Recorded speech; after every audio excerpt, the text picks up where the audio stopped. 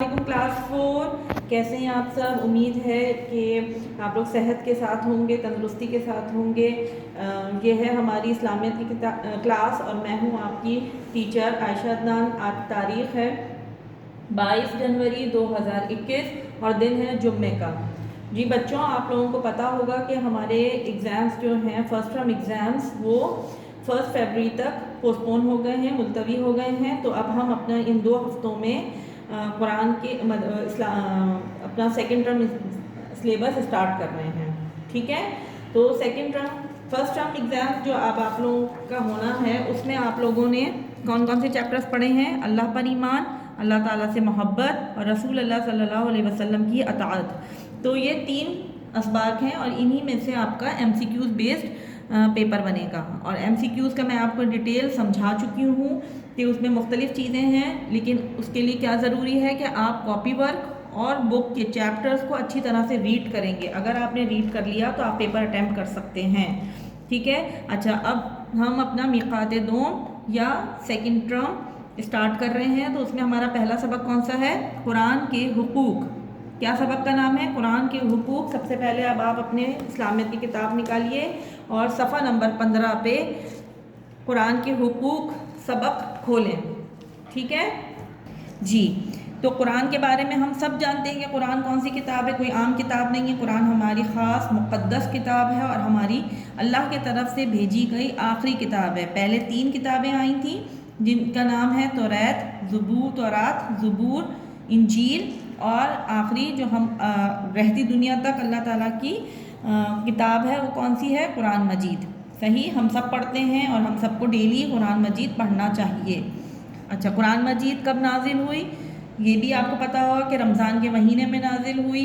और कुरान मजीद जो है वो उसको रमज़ान को जो है वो कुरान ही का महीना भी कहा जाता है, क्योंकि कुरान का महीना इसलिए कहा जाता है क्योंकि कुरान मजीद उसमें नाजिल भी हुआ था, शुरू भी हुआ था और मुकम्मल हुआ था, और उसमें उसको ज़्यादा से ज़्यादा पढ़ना चाहिए और समझना चाहिए।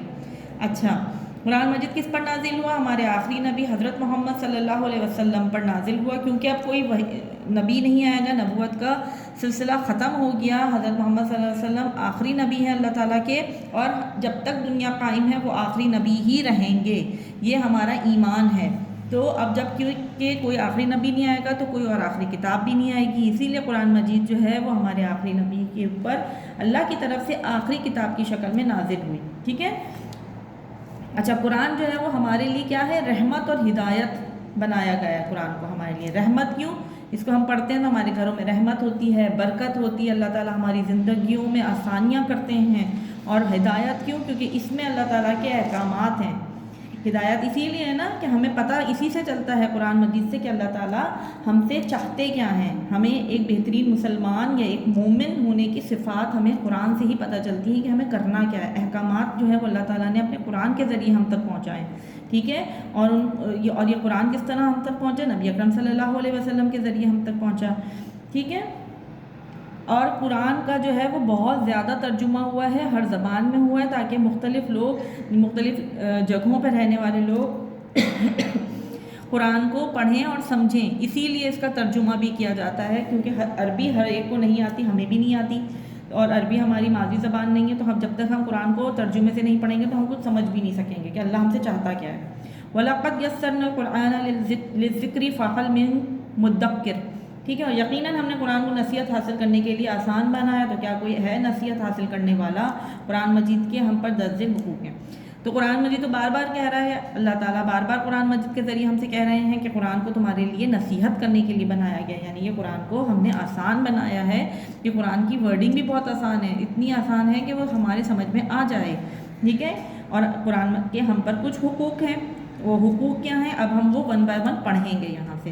कुरान मजीद का पहला हक़ है इस पर ईमान लाना और इसको अल्लाह की आखिरी किताब समझना। ठीक है, कुरान के हर मुसलमान पर 5 हुकूक हैं। सबसे पहले क्या है? उस पर ईमान लाना। ठीक है, दूसरा हक़ है इसको पढ़ना। जब तक हम इसको अल्लाह की आखिरी किताब नहीं मानेंगे तो हम इस पर ईमान कैसे लाएंगे, है ना। और हमें पता है कि कुरान मजीद पर ईमान लाने के बग़ैर हम मुसलमान नहीं हो सकते। कुरान मजीद का दूसरा हक़ है इसको पढ़ना, यानी इसकी तिलावत करना। जब कुरान पढ़ा जाता है तो फ़रिश्ते इसको सुनने आते हैं, अल्लाह ताला की रहमत नाजिल होती है और दिल को सुकून मिलता है। कुरान का दूसरा हक़ क्या है? اس کو پڑھنا. پہلا ہے اس پر ایمان لانا کہ یہ اللہ تعالیٰ کی آخری کتاب ہے اور ہمارے لیے راہ ہدایت ہے. ہمیں ہدایت کس طرح ملے گی؟ قرآن پر ایمان لا کر. دوسرا اس کا حق ہے اس کو پڑھنا. تیسرا ہے اس کا حق اس کے معنی کو سمجھنا. جب تک ہم اس کے مفہوم کو نہیں سمجھیں گے تو ہمیں کیا پتہ کہ اللہ تعالیٰ ہم سے کیا کہنا چاہ رہے ہیں؟ ہمیں نہیں پتہ چلے گا نا، کیونکہ عربی ہماری اپنی زبان نہیں ہے. قرآن عربی زبان میں ہے، اس لیے اس کو سمجھنے کے لیے ضروری ہے کہ ہم اس کا ترجمہ پڑھیں. قرآن مجید کی آیات کے معنی بیان کرنے کے لیے اور قرآن میں اللہ تعالیٰ نے جو ہدایات دی ہیں ان کی تشریح کے لیے تفسیر کی کتابیں لکھی گئی ہیں، جس سے قرآن مجید کو سمجھنا آسان ہو گیا ہے. تفسیر کسے کہتے ہیں؟ یعنی کہ تفسیر کیا ہے؟ تفصیل سے اللہ تعالیٰ کی بات کو بتایا گیا ہے کہ کچھ ایسے اس میں احکامات ہیں، کچھ اس میں اس طرح کی باتیں ہیں جو کہ ہمیں صرف ترجمے سے سمجھ میں نہیں آتی، تو ان کو ہمیں بہت ڈیٹیلڈ سمجھایا گیا ہے، تو اس کو تفسیر کہتے ہیں. اور تفسیر مختلف علماء نے کی ہے، تو ہم اس کو جب تک پڑھیں گے نہیں تو ہمیں کیسے سمجھ میں آئے گا؟ تو قرآن کا ہم پر کتنے حق ہم نے پڑھ لیے؟ پہلا اس پر ایمان لانا، دوسرا ہے اس کو پڑھنا، تیسرا ہے اس کو سمجھنا. ٹھیک ہے. چوتھا ہے اس کے احکامات پر عمل کرنا. ٹھیک ہے نا. اب ہم نے ایمان بھی لیا ہے، اس کو پڑھ بھی لیا، اس کو سمجھ بھی لیا، تو اب چوتھا کیا ہوگا؟ اس پر عمل کرنا. جو بھی احکامات اللہ تعالیٰ نے اس میں کہیں، یعنی کہ اس میں نماز کا حکم ہے، روزے کا حکم ہے، زکوٰۃ کا حکم ہے، تو یہ سب ہمیں کرنے ہیں قرآن مجید کو. قرآن کا پانچواں حق ہے قرآن کی تعلیم دوسروں کو دینا. پیارے نبی صلی اللہ علیہ وسلم نے فرمایا خیرکم من تعلم القرآن وعلمہ، تم میں سے بہترین وہ ہے جو قرآن مجید کو خود سیکھے اور دوسروں کو بھی سکھائے. ہمیں قرآن کے سب حقوق ادا کرنے کی کوشش کرنی چاہیے. ٹھیک ہے.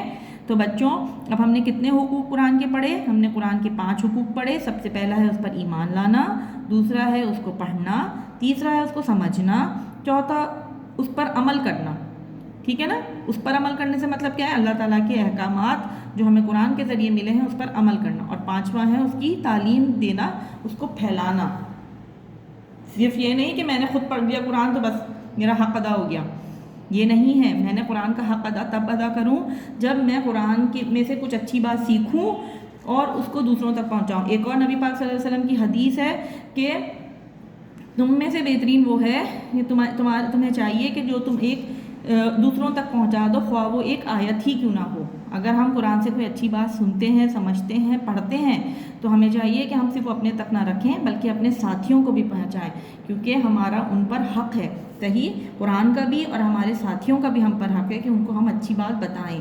اور اس میں سب سے اچھی کیا بات دیکھو، اس میں یہ بھی ہے نا، تم میں سے بہترین وہ ہے جو خود قرآن کو پڑھے اور دوسروں کو بھی سکھائے، ہے نا. تو اس کا ان کے اللہ تعالیٰ ہم سے خوش تو ہوں گے ہی ہوں گے، ہم دنیا میں بھی کامیاب ہوں گے اور آخرت بھی انشاءاللہ ہمیں ملے گی.